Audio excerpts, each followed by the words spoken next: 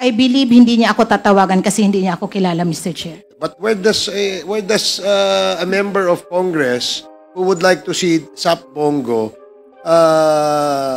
request an appointment? Actually, si Sap Bongo kasi, Mr. Chair, is madaling malapitan. So, lahat ata ng congressman, I believe, direct na nagtitext sa kanya and direct din po siyang sumasagot.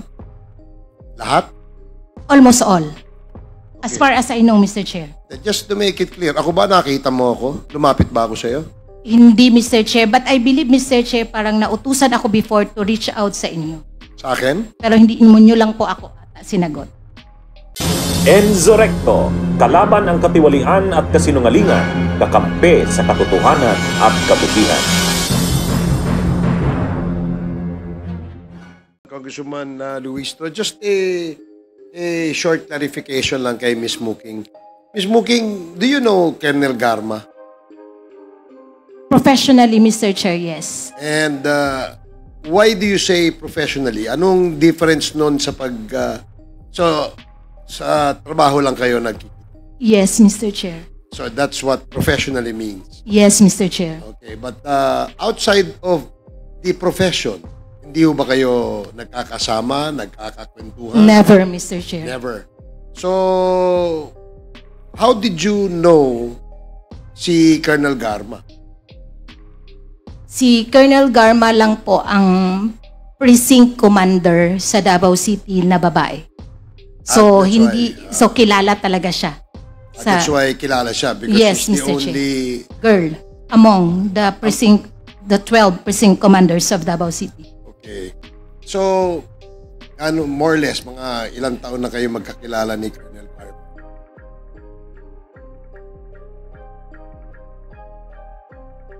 Parang, I don't know kung kailan siya napasok sa Davao City. Pero nakilala ko lang talaga siya, Mr. Chair. Pasensya na po. Kasi makulit siya, Mr. Chair. Makulit? Opo. Makulit dahil, ikaw ba ang kinukulit? Yes, Mr. Chair. Bakit ikaw ang kinukulit?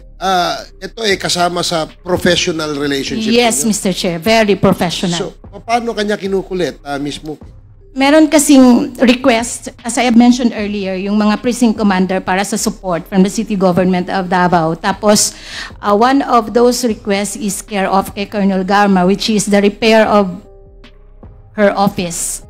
And kasi po, di ba po, meron naman pong process ang government pag meron kang request. So you have to go through po yung sa general services, meron pa po yung purchase order, purchase request. Kinikulit niya po kami doon sa mga aircon niya na request, mga TV, and other supplies. So kaya namin siya kilala, Mr. Chair. So in relation to her, parang financial request yan, di ba? Funding request. No, not funding, Mr. Chair, but office equipment and office supplies. Yeah, but she requests your office to provide her with funds to purchase no, item. It's an equipment. So item kayo? No cash, no so funds. So kayo bumibili and then you provide them with the items. Pino-process po yan ng City General Services. Granting for the sake of argument that it has already been processed, you have the item with you, that is what you provide. That's right, Mr. Chair. That is to answer yung kanyang request. That's right, Mr. Chair. So yun ang kanyang, kaya mo nasabing makulit siya dahil follow-up siya ng follow-up. Hindi po humihinto, Mr. Chair. So hindi humihinto. Yes, Mr. Chair. Parang, the way I picture it, parang sobrang kulit niya. Tama ba yun? Actually, Mr. Chair. Okay. Now, that is the only request, yung kanyang sa office niya. As far as I can remember, Mr. Chair, yun lang po ang ma-recall ko kay Did she ever request from you? At ikaw lang ang kinakausap niya? Actually, Mr. Chair, hindi naman po talaga ako lang. So, Sino pa kaya ang kinakausap? Forward ko po yung staff niya sa City General Services Office para makafocus din po ako sa ibang task. Okay. So, you seem to have several tasks under the LGU, no? LGU ba yan? Mostly administrative, Mr. Chair. Okay. And who do you report directly? Who is your immediate superior? The Chief of Staff, Mr. Chair. And that is? Actually, from 2012 From 2004 to 2016, we have several chief of staff. Several chief of staff. Yes, every term po. Parang, yes. Okay. So, lahat ba ng police precinct commander, kapag ka merong request, ay sa iyo dumadaan? Actually, Mr. Chair, pinoprocess siya doon sa reception area namin. Tapos, parang part of my task is tagapukpok po ng mga opisina kung saan po sila may request. Okay. Have you read the affidavit submitted by Colonel Garma to the Quad Committee? Yes, Mr. Chair. And doon sa kanyang affidavit, nabanggit niya na your name was implicated doon sa punto na ikaw ang nagre-release ng operational funds. Is that correct? No, Mr. Chair. So hindi totoong nagre-release ka ng pondo? Hindi po, Mr. Chair. So why do you think Colonel Garma would say that? I cannot answer in behalf of Colonel Garma, Mr. Chair. Just make a wild guess. What do you think is the reason why Colonel Garma would specifically mention your name, mention your name as the one in charge of releasing funds for the successful operation of the war on drugs? Bakit ikaw? Meron ka pang ibang kasama sa office, correct? Guess ko lang po, Mr. Chair. Just a guess. Sa tingin mo? Baka gusto niya lang po akong i-connect. Kasi po, from the city government of Davao to OP. Parang ako siguro yung nakikita niyang linyada. Guess ko lang. Okay, so linyada kay former president? Probably, Mr. Chair. Okay. So, do you directly report to the former president? No, Mr. Chair. To whom do you directly report? As I have said earlier, Mr. Chair, from 2016 to 2018, to then SAP, Senator Bongo, then from 2018 to 2022, Yusek Melchor Kitain, Mr. Chair. Okay, so dito muna, nung ASEC ka kay SAP, former SAP, now Senator Bongo. That's right, Mr. Chair. Can you give us, or at least educate us, ano ang iyong work sa office ng SAP? Specifically kay Senator Bongo. As I have said earlier, Mr. Chair, it's mostly administrative, clerical, errands, social services, and mechanical works. What about appointments? That's part of the... Social? No, Mr. Chair. That's part of the admin. So, admin yun? Yes, Mr. Chair. So, halimbawa, merong gusto makipag-usap ni Congressman Adjong kay SAP Bongo, si Congressman Adjong will call you and schedule. I believe hindi niya ako tatawagan kasi hindi niya ako kilala, Mr. Chair. But where does a member of Congress who would like to see SAP Bongo request an appointment? Actually, si SAP Bongo kasi, Mr. Chair, is madaling malapitan. So, lahat ata ng congressman, I believe, direct na nagtitext sa kanya and direct din po siyang sumasagot. Lahat? Almost all. Okay. As far as I know, Mr. Chair. Just to make it clear, ako ba nakita mo ako? Lumapit ba ako sa'yo? Hindi, Mr. Chair. But I believe, Mr. Chair, parang nautusan ako before to reach out sa inyo. Sa akin? Pero hindi mo nyo lang po ako ata sinagot. So, hindi tayo nagkausap? Hindi po, Mr. Chair. So, it is very clear that it is not I who reach out to her, but it is Miss Muking who reach out to me. May I know kung bakit? Para ata yung i-clarify yung parang may request sa office, Mr. Chair. Ang gusto lang namin mostly kasi, Mr. Chair, pag may pumapasok na request sa office, gina-clarify po talaga namin kung what's your priority among your requests. You mean request na mga projects? Part of it, Mr. Chair. I've been in Congress for more than 20 years, and I don't remember requesting from your office any project. Just for the record, Mr. Chair, I did not specifically say that it is a project, but probably because I really cannot recall anymore. So, ibig mong sabihin, kapag ikaw inuutusan to reach out to a certain congressman, it is because of a project or a request. Hindi po lahat, Mr. Chair. So, kasi, other than projects and other requests, you also seek or reach out certain congressman upon the instruction of the former SAP. yes, at that time, yung And siya pa yung- normally, what other reasons did the former SAP instruct you to do aside from following up request of certain congressmen? most of the time, Mr. Chair, mga medical assistants. And that is very clear. Kasi ako, hindi naman ako humingi ng medical assistance sa inyo. Yes, Mr. Diba? Chair. So, Chair, do you Mr. know a Chair? certain Peter? Yeah, just to set the record straight, Yes, Congressman Adjunct. para hindi ho tayo magkaliwanagan. You mean to say, Congressman, during the presidency of Digong, the former President Duterte, Yes po. when you were in Malacanang. Yes, Mr. Okay, Chair. just to set the record straight, because we're talking about now the 19th Congress. Have I ever called you? Actually, Mr. Chair, nakalimutan ko na po talaga kung sino din yung pong Yeah, nakakausap. because I was not part of Congress last. This is my Ay, first term. so kaya nga, Mr. Chair, I cannot recall. Just set the record straight. Yes, Mr. Chair. Mr. Chair, short interjection lang din po kay Miss Smoking. Oh, sige, okay. You have 2 minutes. Thank you, Mr. Chair. Kasi natanong po kanina, dahil nga napangalanan po si Miss Smoking sa affidavit ni Colonel Garma na meron daw alias Smoking na taga-disburse ng rewards under the drug war at ito po ay dinedeny ni Miss Smoking. Confirm, tama po ba? Yes, Mr. Chair.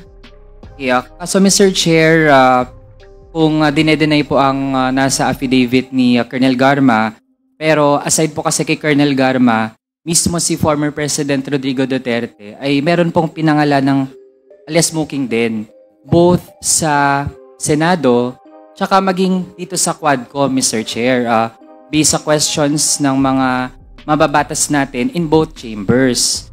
So, Mr. Chair, ngayon po itatanong ko, based naman sa sinabi ng dating Pangulo, in-insist pa rin po ba ni Ms. Smoking na wala siyang dinidisburse na pera in relation to the drug war?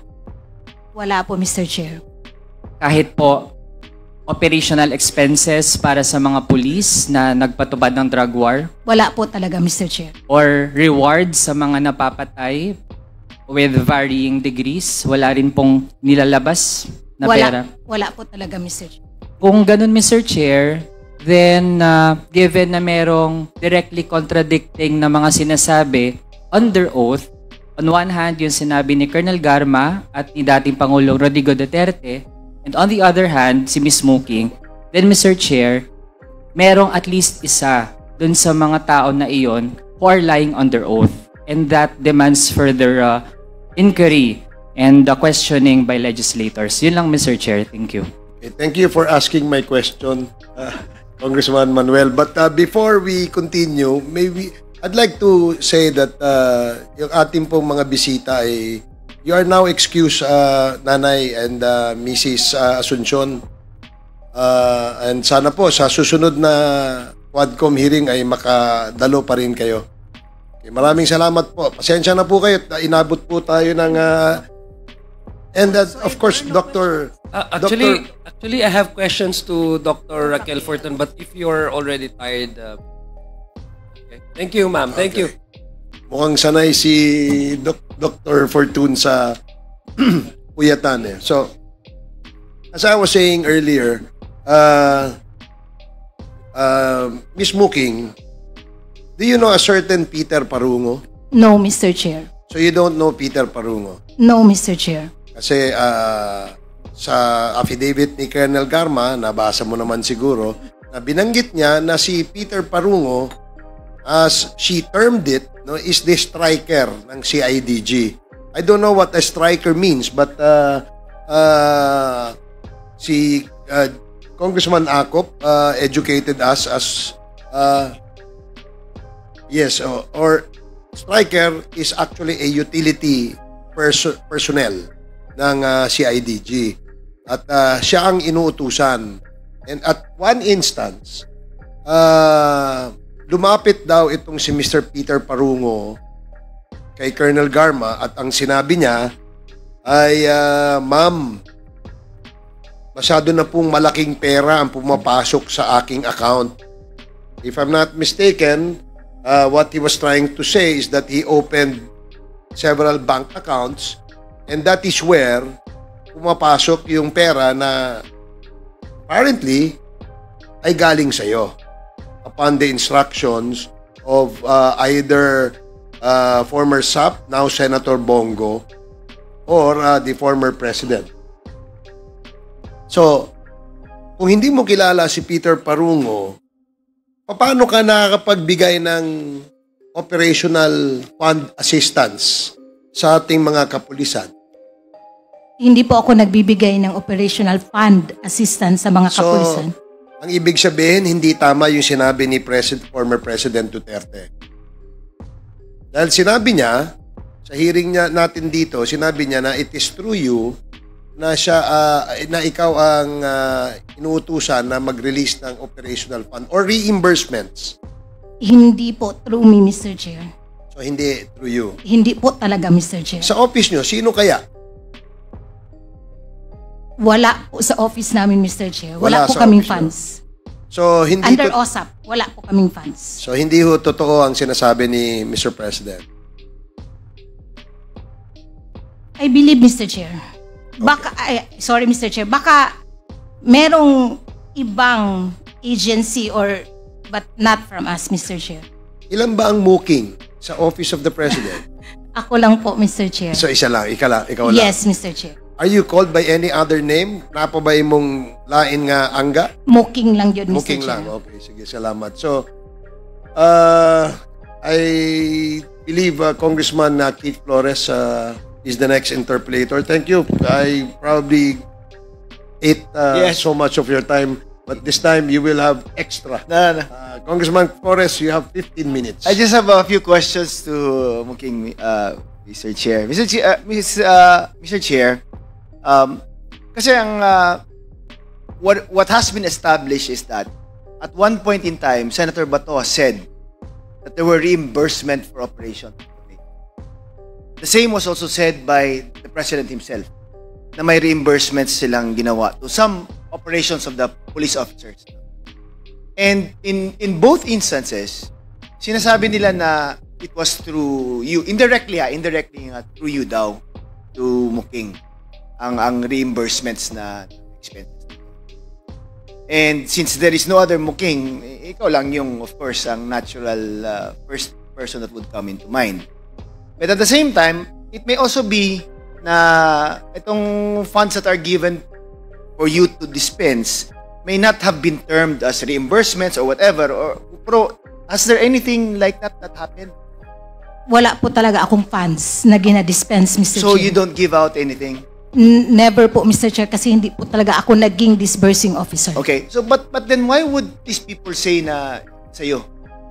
Yan ang question ko eh. Kasi parang imposible naman na it all refer to you and at the same time, it is not you. Ay, hindi ko po alam, Mr. So Chair. walang instance na like let's say inutusan ka, bigay mo to kang ano or something like that. Wala po. Bayaran mo ang gastos nila kasi they spent this much. Sorry, Mr. Chair, wala po talaga, Mr. Chair. But without reference to like this is the fund from the drug war, this is to reward them, nothing like that. Walang. Wala po talaga, Okay. Mr. Chair. So, in the other aspect naman, like yung your function as ASEC before and then USEC, a lot of congressmen, including myself in the 18th Congress, have reached out to Senator BG for help, no? Lalo na nung COVID, because everyone was really in searching for funds for hospitalization because, di ba, ang nangyari nun is sarado mostly ang mga hospitals because they're converted into COVID centers and napipilitan yung mga citizens to go to private hospitals, which is expensive.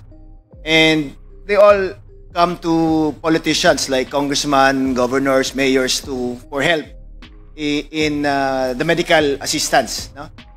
And this is where usually SAP comes in. No? Parang he helps out, no? Parang in allocating some...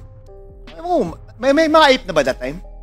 I believe, Mr. Chair, meron pero hindi pa po siya well-funded. Hindi pa ganun kalaki. That's diba? right, Mr. Chair. Or the Malasakit was also started by SAP by that Yes, time na. nakastart na po nun, Mr. Chair. So, there were instances na some either politicians, governors, mayors, congressmen who would go to SBG for help. Tama? Yes, Mr. Chair. And SBG who sometimes would also respond either directly or sometimes through you. Diba? Referral, Mr. Chair. Referral, Kasi, like, yes, let's say, kasi po hindi na po siya SAP at that time during the COVID. Senator na. Senator na po siya, Mr. Chair. So, sabihin niyang, sagutin mo to si ano na okay na yung request or something like that.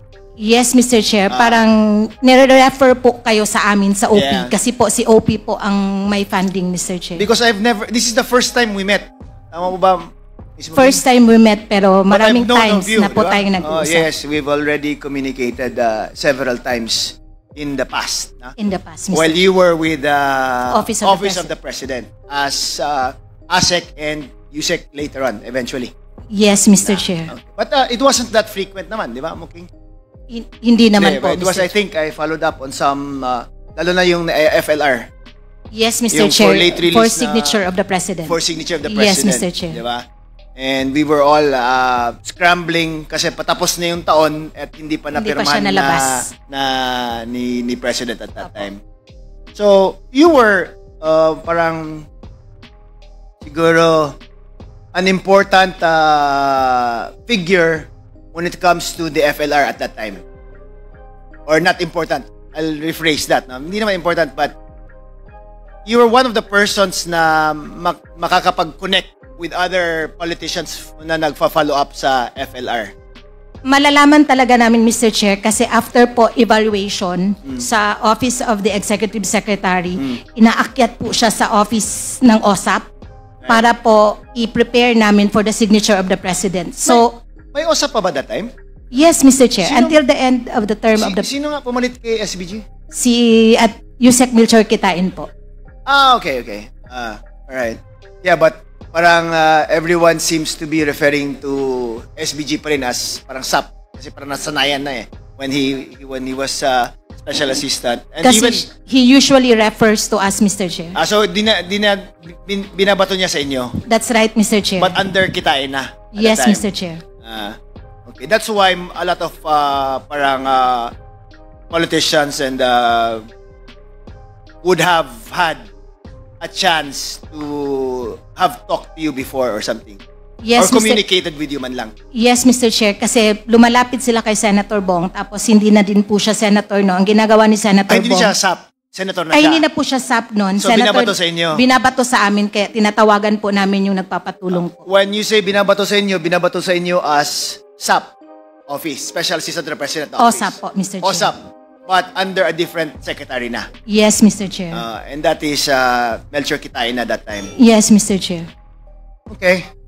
Ang ano lang talaga dito, Ms. Muking, no, I hope you understand, is the question on why your name was mentioned by the others. Yun lang na, even until now, that still remains to be unanswered in my mind, no? Parang even if you gave that explanation, hindi ko lang alam why they would, in one way or another, end up referring to you as the person who supposedly gave the reimbursements. Given the chance, Mr. Chair, gusto ko din pong itanong po yan, Mr. Chair. That'd be good. Huh? Thank you, Mr. Chair. Thank you, Ms. Muking. Bunyog, halikan na kasama ka. Bunyog, kapag buklod ay may pag-asa. Luzon, Visayas, Mindanao, isa ang pananaw. Sa bagong Pilipinas ang bunyog isisigaw. Bunyog, bunyog.